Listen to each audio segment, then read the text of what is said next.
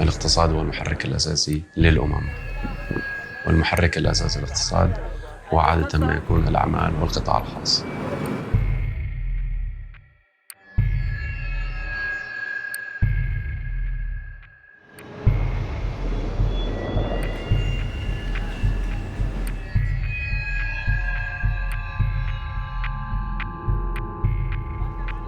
الفوضى التي تمر بها البلاد حاليا أدت إلى ضعف الحركة، سواء كانت حركة الأموال أو كانت حركة المعلومات أو حركة الأشخاص أو حركة البضائع. إعاقة هذه الحركة بالطبع يعطل الاقتصاد، وتعطيل الاقتصاد يؤدي إلى الانهيار الاقتصادي، وبالتالي ما يعكس نفسه على الوضع الاجتماعي والوضع الإنساني في البلد.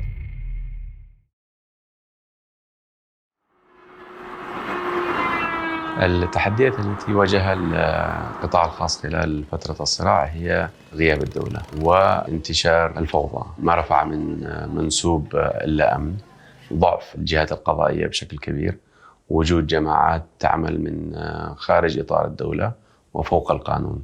أصبحت البيئة طاردة بشكل كبير للأعمال، سواء للقطاع الخاص أو القطاعات الأخرى، والتحديات هي تحديات وجودية.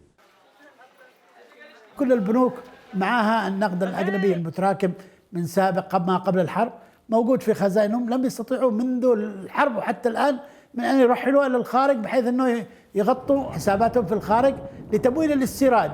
أيضا البنوك كلها عزفت عن فتح الاعتمادات بالدولار. القطاع الخاص خلال فترة الصراع قام بدور الدولة في مناحي كثيرة بسبب تعطل قدرات البنوك الرسمية، بسبب ضعف الدولة والانهيار الذي حصل للدولة. الاستيراد يشكل حوالي 90% من احتياجات البلد. اضطر القطاع الخاص بطرقه الخاصة يعمل تحويلات عبر الصرافين، يعمل تحويلات بطرق المقايضة، بطرق كذا، مشان يوفر الحد الأدنى من الاحتياجات الغذائية، احتياجات المواد الاستهلاكية، كل أنواع الخدمات حاول يوفرها بالحد الأدنى في ظل كل الظروف والصعوبات الغير مواتية بسبب الحرب.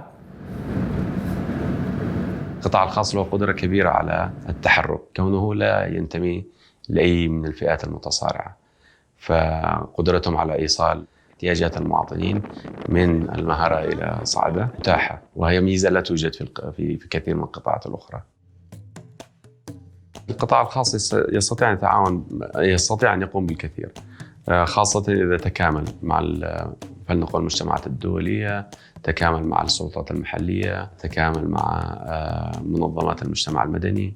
فلنأخذ مثلا موضوع توصيل المعونات الإنسانية، يستطيع القطاع الخاص بسهولة أن يقوم بتوصيل المعونات الإنسانية لأي منطقة في اليمن وبدون عوائق.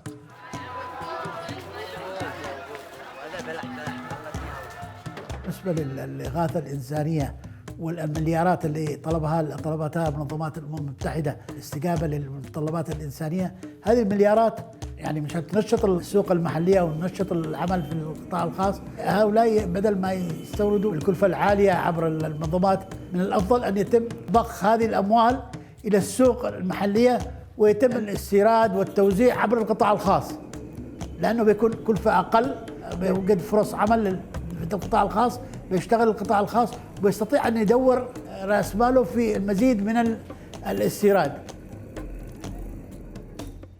على القطاع الخاص الاستثمار في القطاع الزراعي، كونه القطاع الذي يحتاجه اليمن أكثر لتوفير الغذاء، يوظف الكم الأكبر من العمالة، يوفر الأمن الغذائي. وعلى القطاع الخاص أيضا الاستثمار في قطاع الطاقة، وخاصة قطاع الطاقة المتجددة، لأن ذلك سيعني انخفاض تكاليف عملياتهم، وأيضا تعزيز الوضع الاقتصادي في اليمن الذي يعاني من شحة مصادر الطاقة عبر الوقود الأحفوري. على القطاع الخاص الاستثمار بالتكنولوجيا أكثر، ذلك سيتيح له أن يوفر أسواق أخرى غير الأسواق المحلية، ما سيعزز وضعه المالي وبالتالي يقوي الوضع الاقتصادي المحلي.